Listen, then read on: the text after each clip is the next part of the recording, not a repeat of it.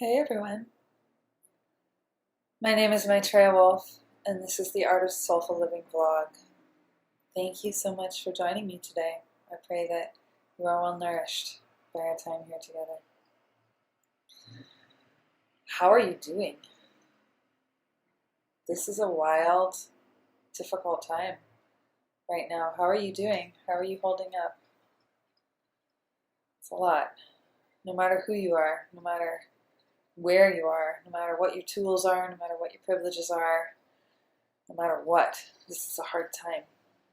And so I want to say first, I know that, and it is for me too, and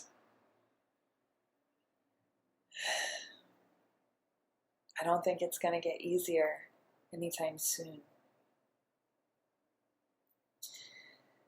So what I want to talk about with you right now is this concept of reckoning and coming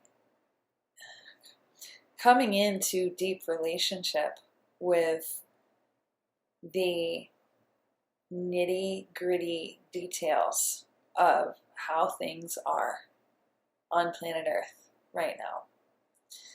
I believe that's what we've entered into as a collective, and of course collectives are made up of individuals, so that's what we're entering into as individuals. Let me share a story with you. I went camping this weekend on the coast. I live in Northern California, about 150 miles from the sea, and I just had a need for the ocean this weekend, so I packed up my car and took my kitty out to the Mendo coast, and we camped for 4 days on the beach in the redwoods, and it was glorious. And halfway through that trip, I started to access an enormous sense of aversion, you could say. You know, things would come into my mind like COVID or Facebook or whatever conversation at whatever moment or whatever thing was going on back there in the world on the other side of the mountain from this coast I was on. And I would get this like knot in my heart, and I would get this real like withdrawal and protection feeling in my body. And you know, I was in this gorgeous, gorgeous place, so I would acknowledge that. I would say, hello, I love you, I see you, I honor you, I'm getting in the waves now. And I would go dive in the waves, which was amazing and cold, but felt so good. And, you know, I noticed that something was coming up.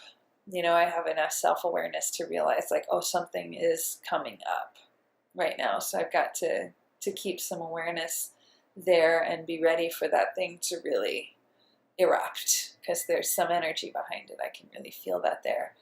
And it erupted on my way driving out of the spot.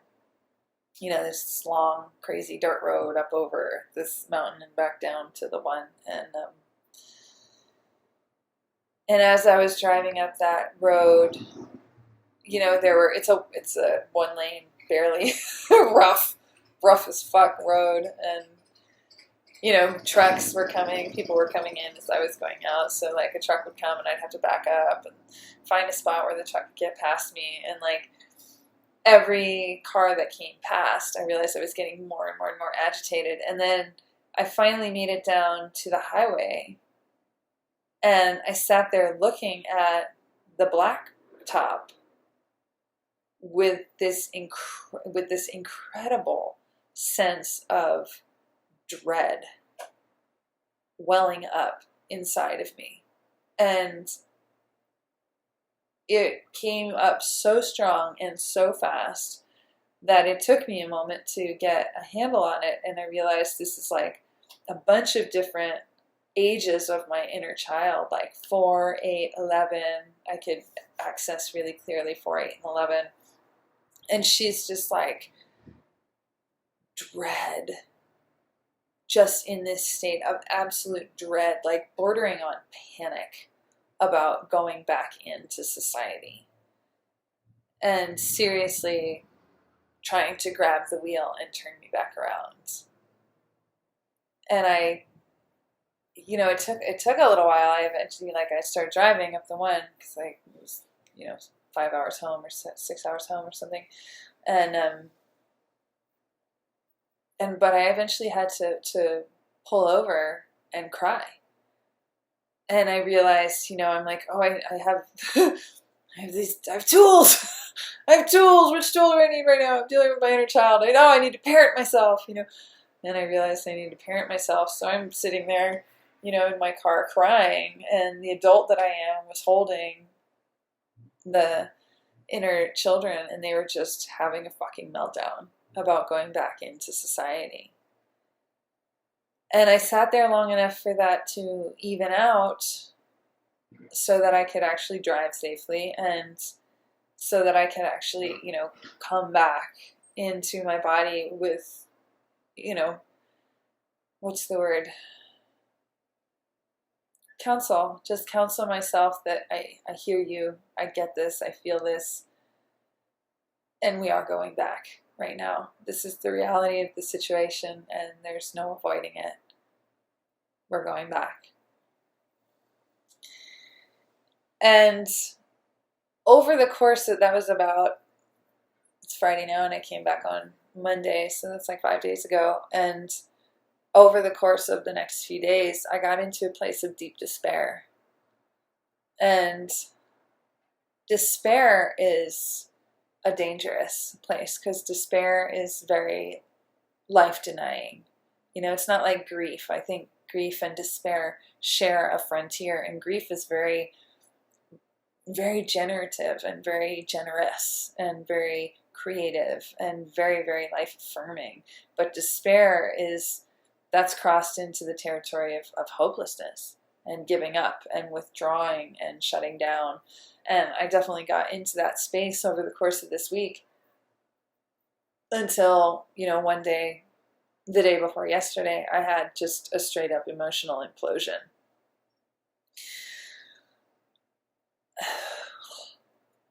That was a lot.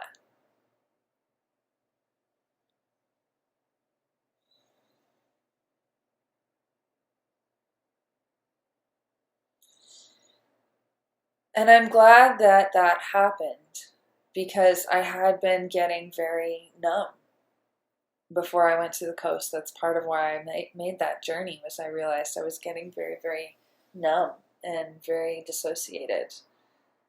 And when that implosion happened, it shattered the ice block that I had been frozen inside of, and actually gave me space to breathe again, and gave me space to feel. And even though what I felt wasn't a good feeling, to feel felt good. Because when I can actually feel, then I'm still alive, I'm still moving, I'm still breathing, I'm still engaging with the gift of life as the miracle and the blessing that it is. But if I'm frozen in that ice block, and I can't access my breath, I can't access movement around what I'm feeling, then it starts to eat me from the inside. And that's happening to us as a collective. And it's happening to us as individuals to greater or lesser degrees all over the place. We're in a collective point of profound reckoning with the reality of life on Earth as it stands right now. And this reality, though it is absolutely bejeweled with beauty, is grim. It is a grim time. And I won't even go through the list of all the things that make this such an incredibly difficult time. But this is such an incredibly difficult time. And we all, for all of our lives, live inside of this social conditioning to just be okay with it. To just, even if it hurts, even if we're like hardcore activists and we're saying, no, it's all wrong and it all needs to change, to, at some fundamental level, be okay with it. And at this point, that tactic, that survival tactic, doesn't work anymore. Not in that way. There's a difference between the egoic personality, mind and intellect level, saying, like, finding a way to adapt to the unacceptable or the unlivable. There's that thing which we have been doing, and that is very different than the deep spiritual practice of being at peace inside of the absolute madness of the times. Those are very, very different. And society as a whole does the denial thing. Does the denial, the glossing over, the distraction, the addictions, and spiritualizes the fuck out of all of them in my community anyway. Like, spiritualizes the fuck out of all these things and, calls them evolution when it's just like, you're avoiding your pain. That's why you do this thing. You're avoiding your pain. So this reckoning that we're in as a collective is grabbing us by the attention and putting us into deep relationship with our trauma, our pain, our woundedness, and our aversion to being here. The ways that we are not reconciled to being in and participating in this world and life as it is. And by extension, the ways that we inflict that wound on ourselves and on each other and on the world around us, the world of nature, which is our home. And that shit is all up for review right now. And I believe that's because we're transforming from a world steeped in violence and alienated from life to a world of real peace that is in deep communion with life. I believe we are in this transformational arc. But as with all good healing, as with all good initiations, the way from one place to another is through the territory that connects them. That's how you glean the wisdom in them. That's how you cultivate the wisdom that awaits you on that journey, is you take the journey from this place to that place, and you meet death, violence, ugliness, banality, insanity, all the things, all the way through the journey. You meet them until you emerge integrated and whole. But you only do that by going through that territory. You don't go over it, you don't go under it, you don't go around it, you go through it. You only get here. You only get here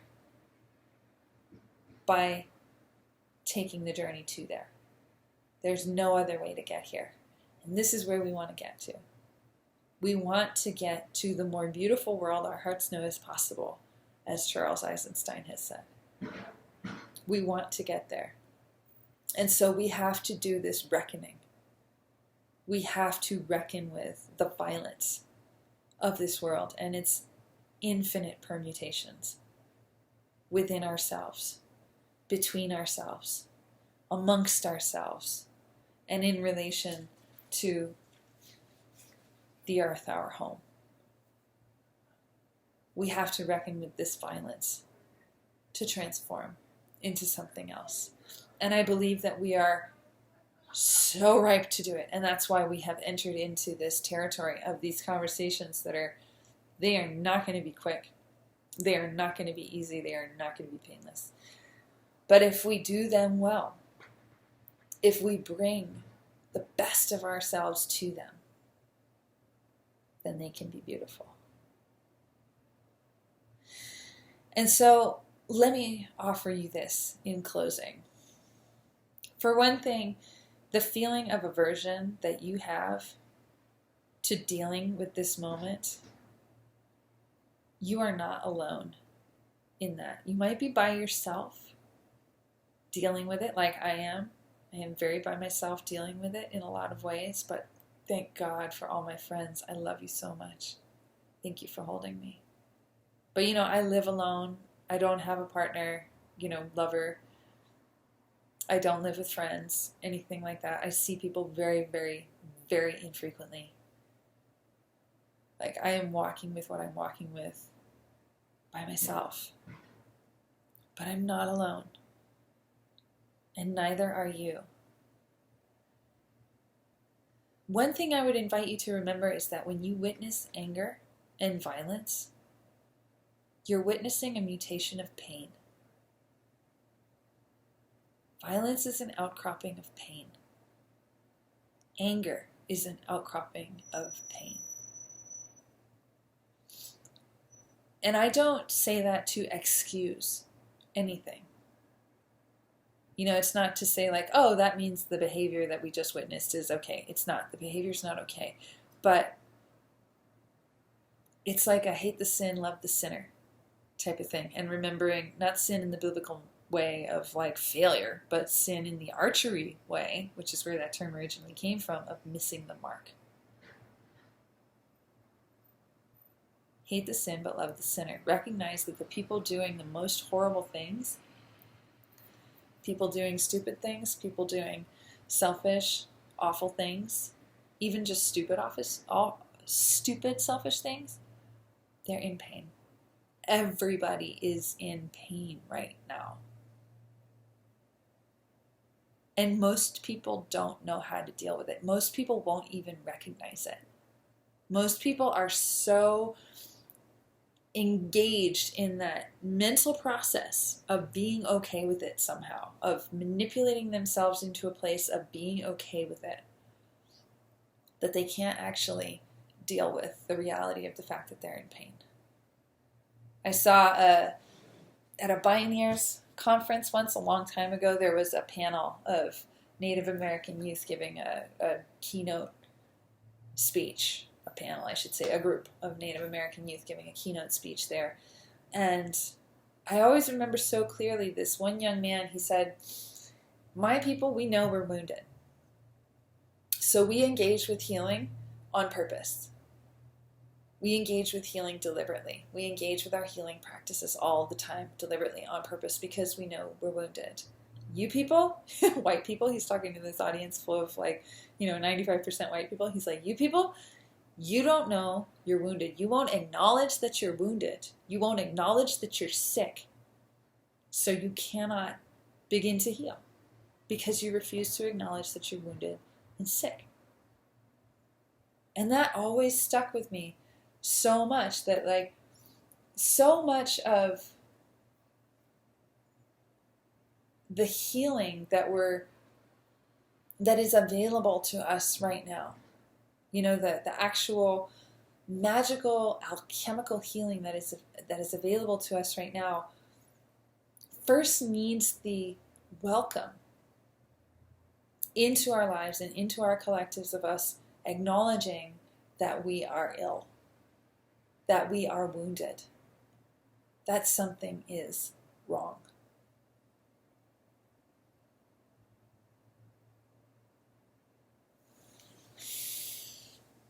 So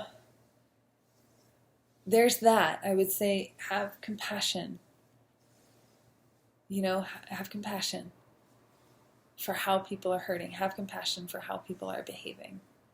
People are doing their best, and sometimes it's not very good, but doing their best, and everybody's hurting, and have compassion, and just be a little more kind as you go through it. And next, recognize that you are not alone in whatever your particular flavor of the struggle is. And third, do the reckoning. Do the work of the reckoning. Do the accounting in yourself. Look inside of yourself and really take time to explore, what are my values? What are my beliefs? What do I care about? What is sacred to me? And am I living in a way that feeds what is sacred to me? And almost unanimously, I would say most people are going to say yes and no. Yes and no, yes and no, yes and no. And that's fine. In a world like this that we've all been born into and been tirelessly socialized to accept as okay, it is pretty fucking hard to live a immaculate life. But take the time to reconnect with what you believe is sacred. Go into that process of reckoning and take the time to reconnect with what is sacred to you and to reevaluate how your life could better be in service to that. How can you engage in the conversations of the moment more deeply and more fully to support the flourishing of that which is sacred to you in the course of your life? So, compassion, you are not alone, and do your reckoning, do your accounting.